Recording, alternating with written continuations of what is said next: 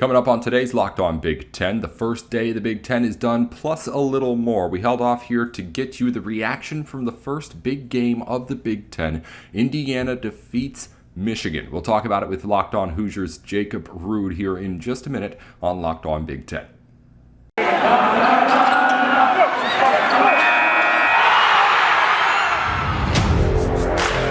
You are Locked On Big Ten, your daily podcast on the Big Ten Conference. Part of the Locked On Podcast Network. Your team every day.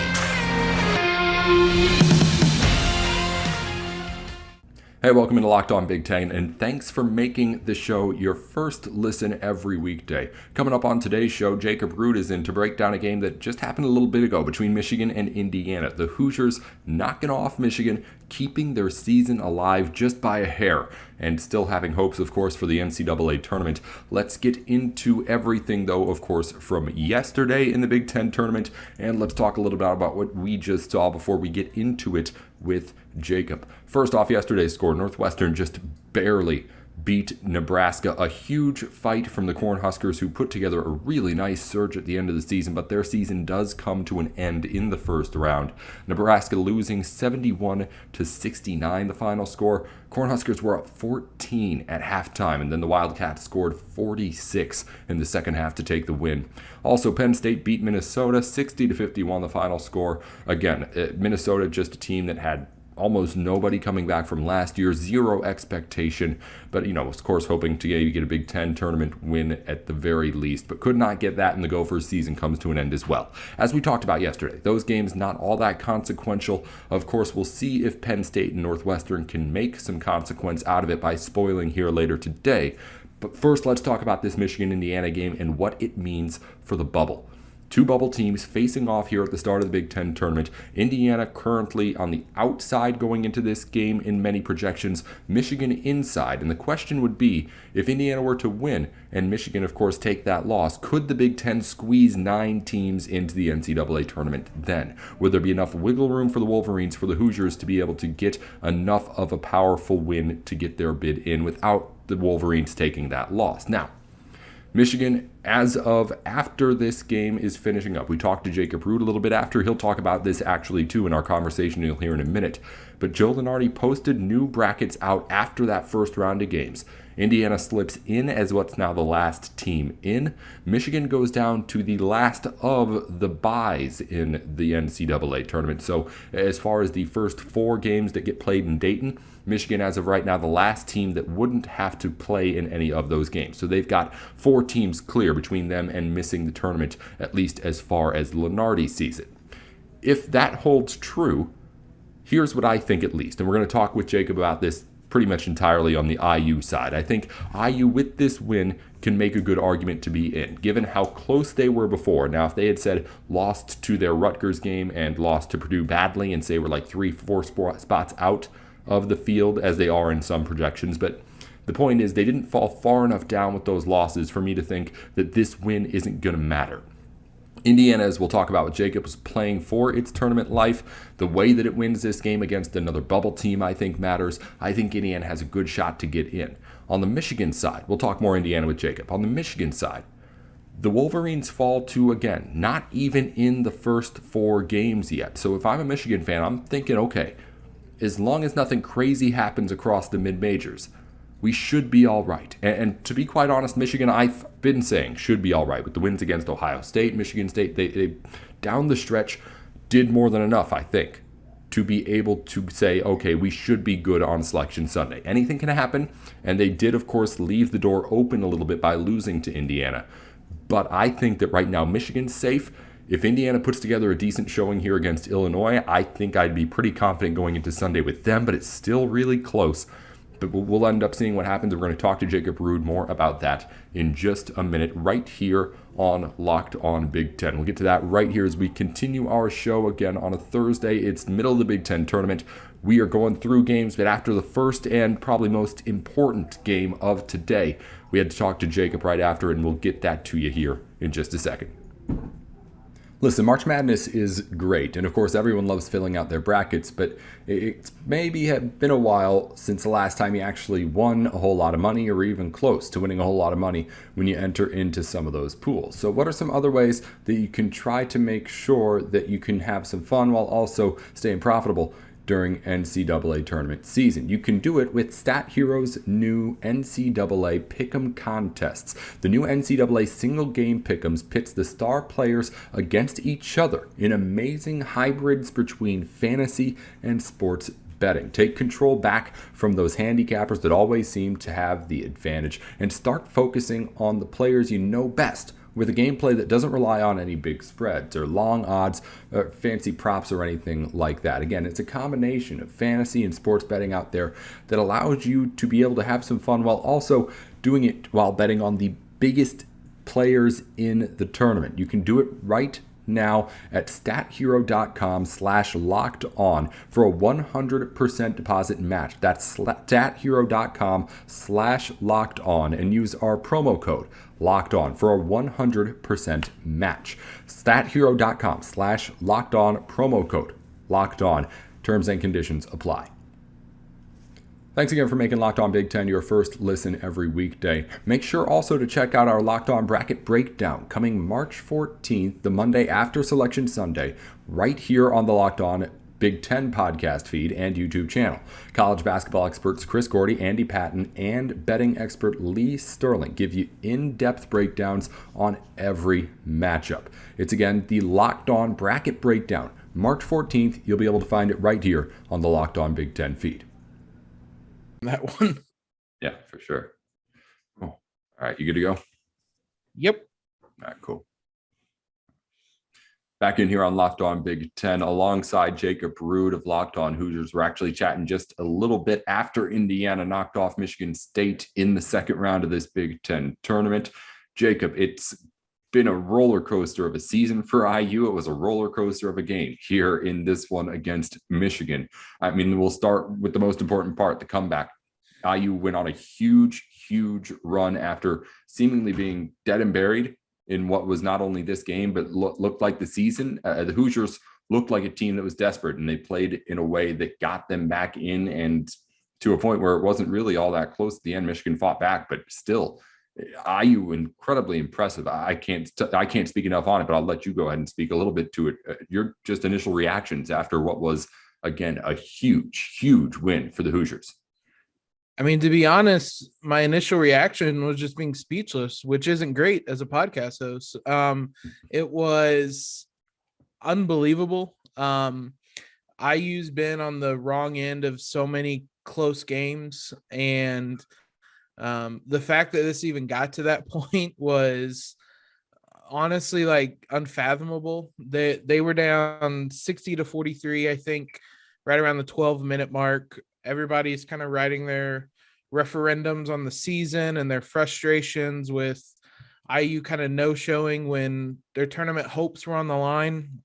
And then they closed the game on a 31-9 run. Yeah, over the last 12 minutes and 52 seconds. And to say anybody saw this coming would be a lie. Over those last 13 minutes, they finally, as you said, there was the sense of urgency that wasn't there for the first 30 minutes, basically. And they kind of realized that if they keep playing like this, their season's done. And they've said multiple times that they are very aware of the fact that they're on the bubble. So they finally answered the bell. Trace Jackson Davis with 19 second half points. It was kind of a legacy game for him. He's already established himself as one of the best all time, really, for the Hoosiers. And this is kind of one of those legacy performances. Indiana has had awful luck in the Big Ten tournament, and this is probably their biggest win ever in it, and that it was led by Trace Jackson Davis. And just an insane second half comeback was honestly miraculous. It was incredible to watch. Let's go back to the beginning of the game for a minute here, Jacob, as we start to kind of walk through this thing. As Michigan jumped out to an early lead, you say Indiana, and you're right, didn't come out to play there with any sort of urgency to start off. But at the same time, a big story of that first half was the fouls. We saw Woodson get himself a technical before the first half even finished up, complaining about fouls.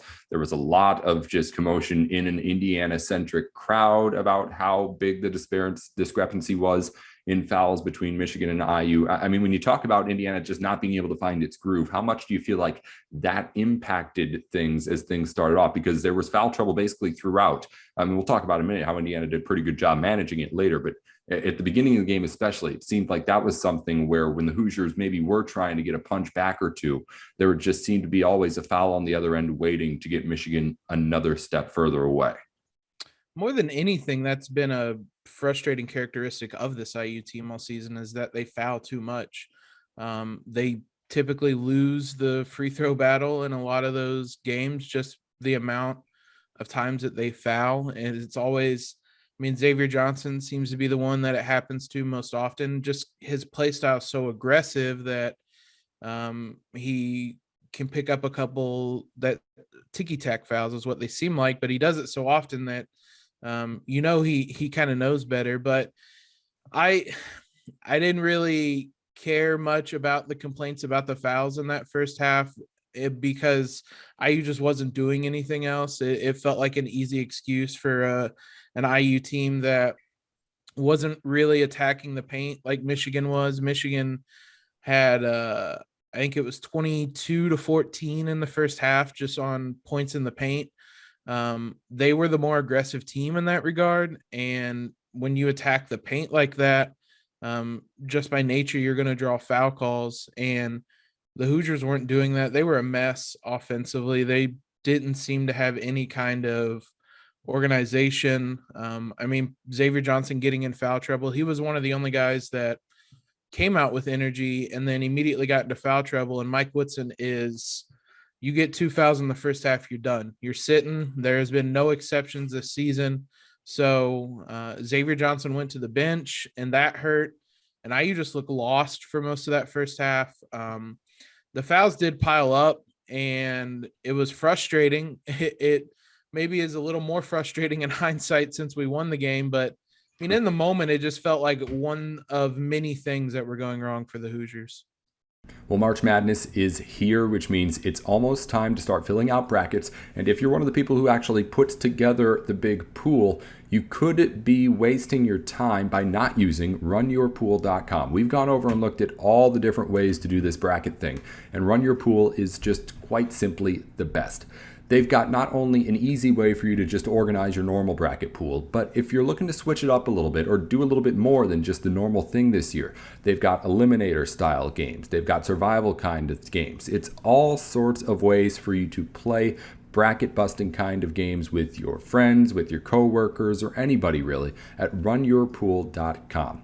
If you're someone, again, just trying to do it for the family, it's nice and simple and easy. If you're trying to get the coworkers involved, you can send it all out to everybody at once. Or if you're running a business, you can get customers involved and get new customers out there too. It's runyourpool.com. Putting out a bracket challenge is one of the best ways to get your name out there if you want to, or to just have fun with friends and family, of course, too. And if you want to play with us too for a shot at a cash prize, you can join our game at runyourpool.com/lockedon. While you're there, you can create your own pool for your friends and family. If you do use the product, enter Pure Madness at checkout for $10 off your custom pool. All the rules and details will be available there. That's runyourpool.com/lockedon for your chance to win a cash prize. We look forward to seeing and beating you there.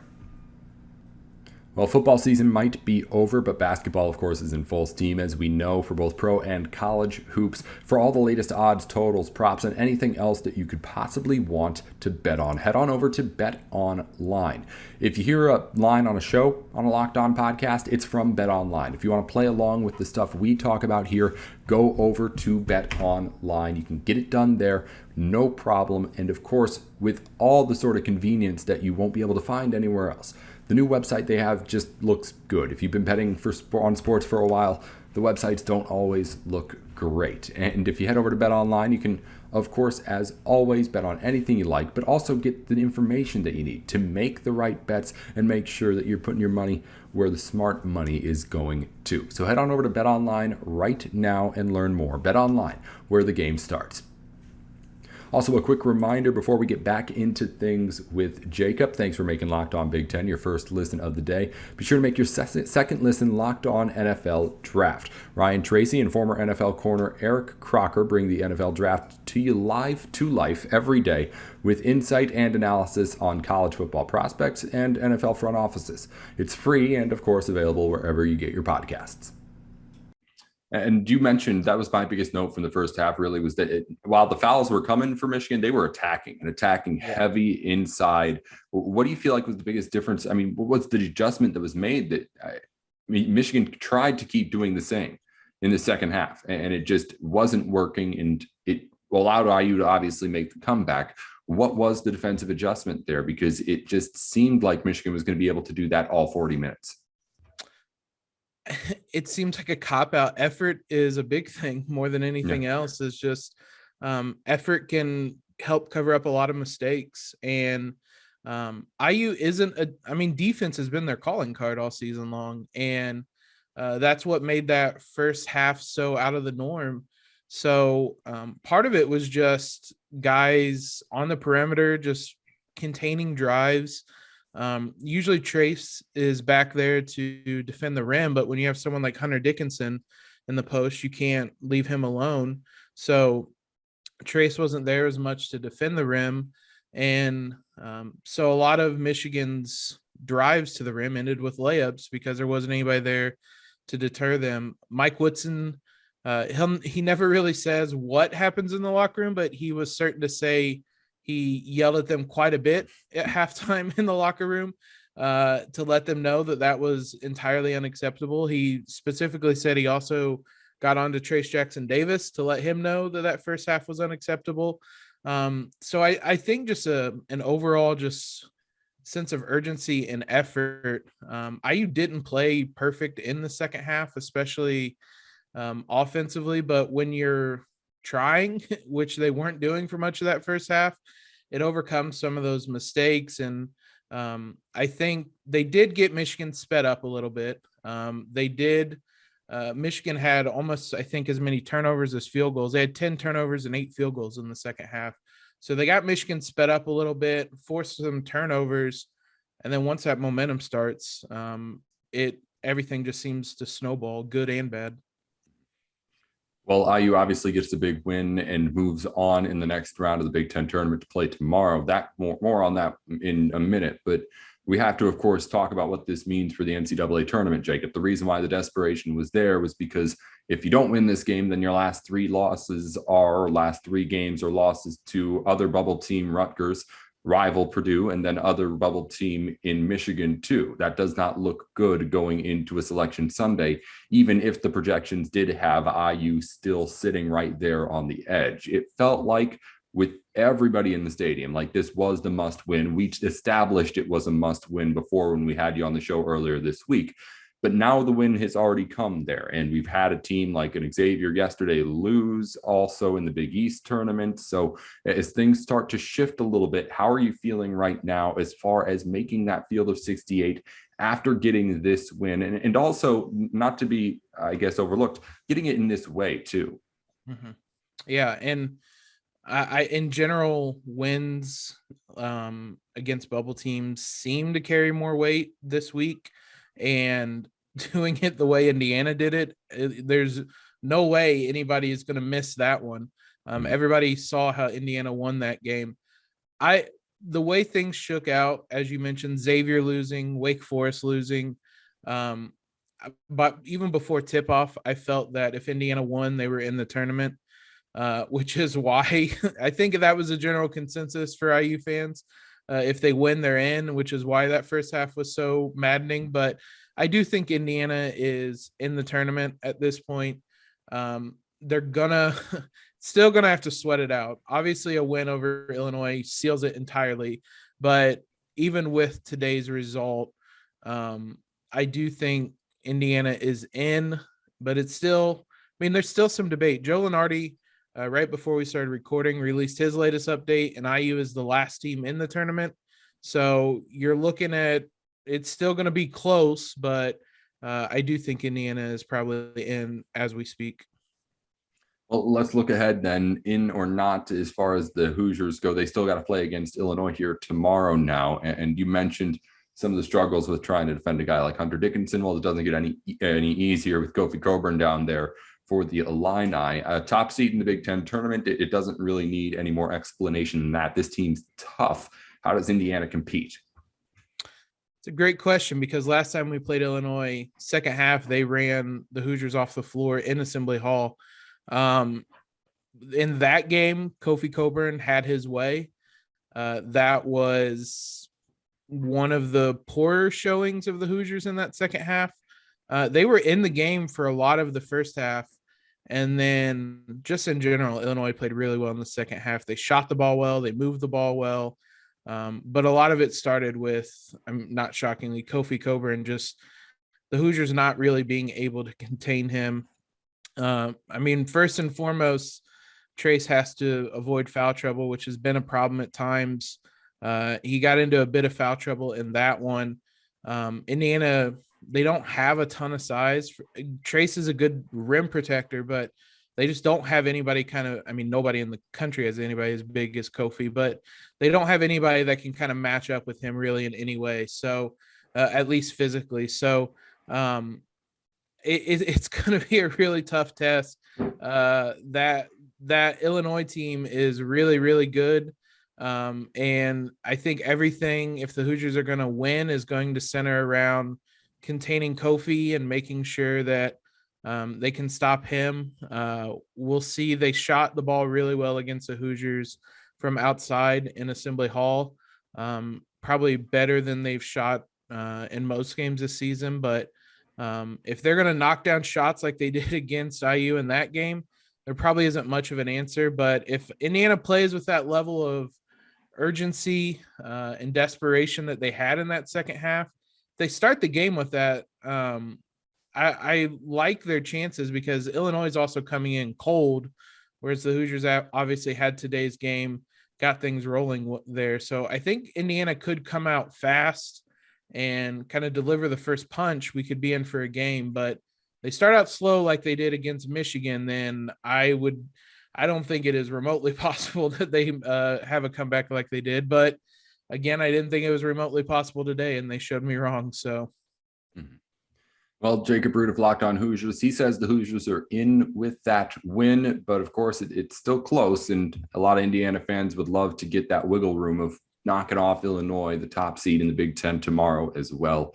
Again, Jacob will have all of the coverage on whatever ends up happening with the Hoosiers on Locked On Hoosiers Monday through Friday, and we'll again talk to him soon here as well, because whether Indiana gets in or not, I'm sure we're going to want to hear the takes that Jacob has on it here on the show again. Thanks again for coming on for a couple more minutes here, Jacob, after a big IU win, and of course, best of luck rest of the weekend here in Indy.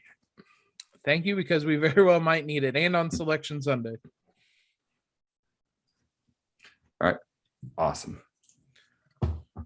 Once again, thank you for talking.